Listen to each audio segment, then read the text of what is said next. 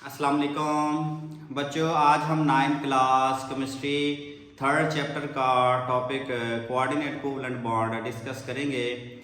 इस टॉपिक में हम देखेंगे कि कोऑर्डिनेट कोवलेंट बॉन्ड क्या है, कैसे बनता है और कौन कौन से एलिमेंट कोऑर्डिनेट कोवलेंट बॉन्ड बनाते हैं।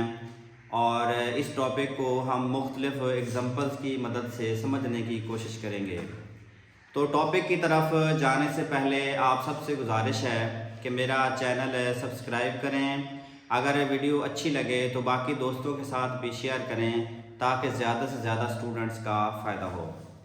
अच्छा, अब आते हैं टॉपिक की तरफ, कोऑर्डिनेट कोवलेंट बॉन्ड। तो इसकी ये डेफिनेशन है, it is the type of covalent bond in which the shared electron pair is donated by one atom only। यानी जो कोऑर्डिनेट कोवलेंट बॉन्ड है असल में ये कोवलेंट बॉन्ड की ही एक टाइप होती है या कोवलेंट बॉन्ड की ही एक किस्म है जिसमें जो शेयर्ड पेयर ऑफ इलेक्ट्रॉन है वो सिर्फ एक एटम डोनेट करता है और जो दूसरा एटम होता है वो एक्सेप्ट करता है। तो इस लिहाज से जो एटम या जो स्पीशी इलेक्ट्रॉन्स पेयर दे रही होती है उसको हम बोलते हैं डोनर, और जो इलेक्ट्रॉन्स का पेयर एक्सेप्ट करती है उसको हम कहते हैं एक्सेप्टर। तो डोनर की डेफिनेशन क्या है, the species which donates the electrons pair, यानी ऐसी स्पीशी या ऐसा एलिमेंट जो इलेक्ट्रॉन्स का पेयर डोनेट करे उसको हम डोनर बोलते हैं। और ऐसी species the species which accept the electron pair, यानी ऐसी स्पीशी जो इलेक्ट्रॉन का पेयर एक्सेप्ट करे उसको हम बोलते हैं एक्सेप्टर्स। और जो कोऑर्डिनेट कोवलेंट बॉन्ड होता है उसको एक एरो के ज़रिए शो किया जाता है। जो एरो का हेड होता है वो डोनर की तरफ एक्सेप्टर की तरफ होता है और जो एरो की टेल होती है वो डोनर की तरफ होती है। अब मुख्तलिफ एग्जांपल्स की मदद से इस टॉपिक को समझने की कोशिश करते हैं। पहले एग्जांपल देखें जी, फॉर्मेशन ऑफ हाइड्रोक्सोनियम आयन, यानी जो हाइड्रोक्सोनियम आयन बनता है वो कोऑर्डिनेट कोवलेंट बॉन्ड की मदद से बनता है। आप देखते हैं यहाँ पे ये एक वाटर का मॉलिक्यूल है और ये एक हाइड्रोजन आयन है। तो यहाँ पे हाइड्रोजन आयन और ऑक्सीजन जो एलिमेंट है उनकी इलेक्ट्रॉनिक कॉन्फ़िगरेशन समझना ज़रूरी है। तो यहाँ पे देखेंगे हाइड्रोजन है, तो हाइड्रोजन के पास एक इलेक्ट्रॉन होता है। अगर वो एक इलेक्ट्रॉन भी रिलीज कर दे तो उसके ऊपर प्लस चार्ज आ जाता है, यानी कीटाइंस बन जाता है और इसका जो पहला शेल है वो कंप्लीटली एम्प्टी हो जाता है, यानी खाली हो जाता है। तो अब यहाँ पे जो हाइड्रोजन है इसके पास एबिलिटी होती है कि ये इलेक्ट्रॉन का पेयर एक्सेप्ट करे ताकि इसका डुप्लेट कंप्लीट हो और ये अपने आप को स्टेबल करे। अब यहाँ पे देखें जो ऑक्सीजन है, सेंट्रल एटम जो ऑक्सीजन है, ऑक्सीजन का जो वैलेंस शेल होता है उसमें 6 इलेक्ट्रॉन्स होते हैं, यानी इसका एटॉमिक नंबर 8 है। पहले शेल में 2 इलेक्ट्रॉन्स होते हैं और जो इसका वैलेंस शेल है उसमें 6 इलेक्ट्रॉन्स होते हैं। तो 6 इलेक्ट्रॉन्स में 2-2 इलेक्ट्रॉन्स शेयर करता है, यानी बॉन्ड पेयर बनाता है, और 2 इसके पास 2-2 लोन पेयर होते हैं। इस तरह इसका ऑक्टेट कंप्लीट होता है। तो यहाँ पे ये जो इसके लोन पेयर हैं ये लोन पेयर शेयर करता है, ये डोनेट करता है।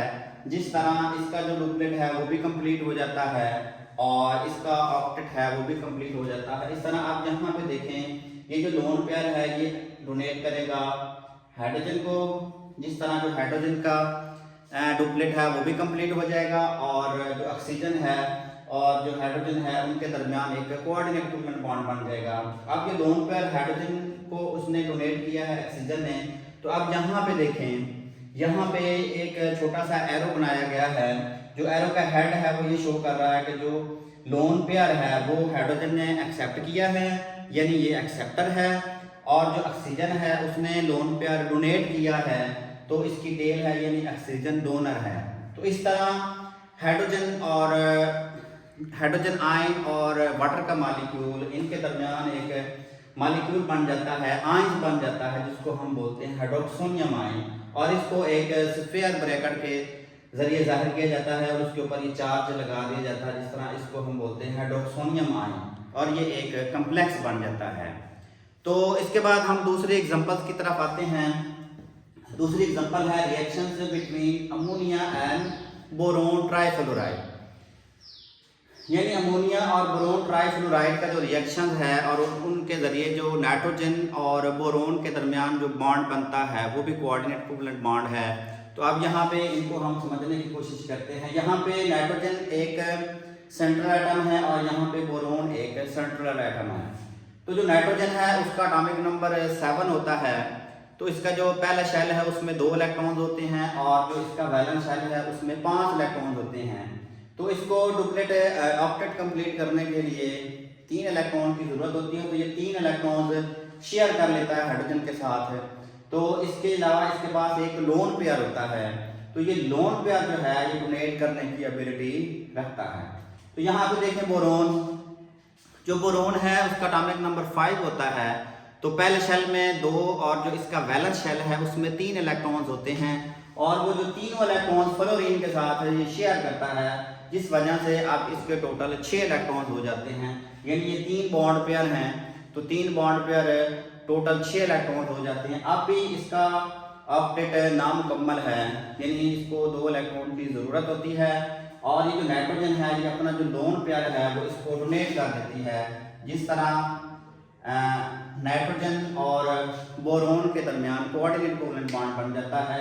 और यहाँ पे देखें कोऑर्डिनेट कोवलेंट बॉन्ड को मैंने रेड लाइन से शो किया है और ये एरो शो कर रहा है कि जो बोरोन है उसने लोन पेयर को एक्सेप्ट किया है, इसलिए ये एक्सेप्टर है। और जो नाइट्रोजन है इसने लोन पेयर को डोनेट किया है, इस वजह से इसको हम डोनर बोलते हैं। और इनके दरमियान एक कोवलेंट बॉन्ड बन जाता है जिसको स्क्वायर ब्रैकेट के जरिए जाहिर करते हैं, क्योंकि ये एक कम्प्लेक्स बन जाता है। तो अब तीसरी एग्जांपल की तरफ आते हैं। ये एक हमारे पास अल्कोहल है और ये है हाइड्रोजन आयन।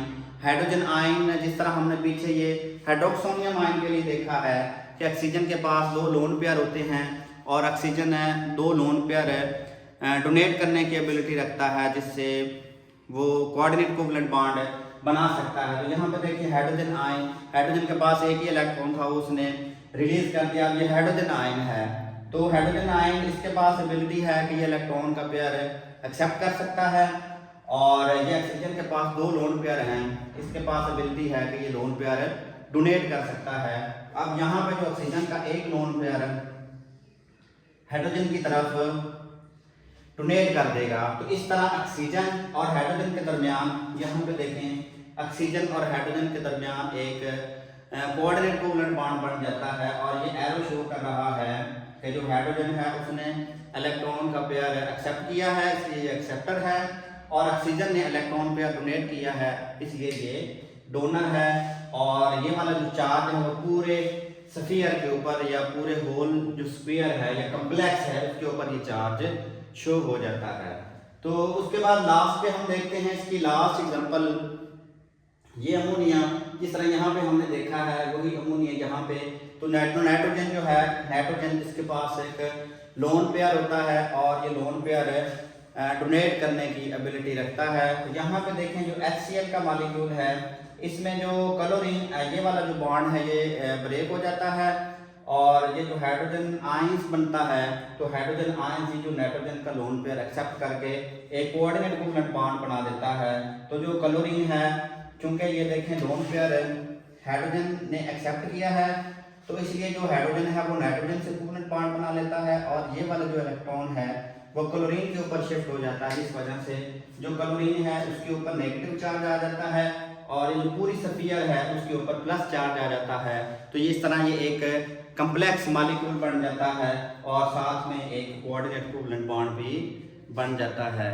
तो ये मुख्तलिफ एग्जांपल्स थी और इसको आप रीड करें। अगर मज़ीद आपको कोई क्वेश्चन हो तो आप कमेंट सेक्शन में जाके पूछ सकते हैं और हम इंशाल्लाह आपके जो क्वेश्चंस होंगे हम उनको जवाब देकर क्लियर करने की कोशिश करेंगे। शुक्रिया।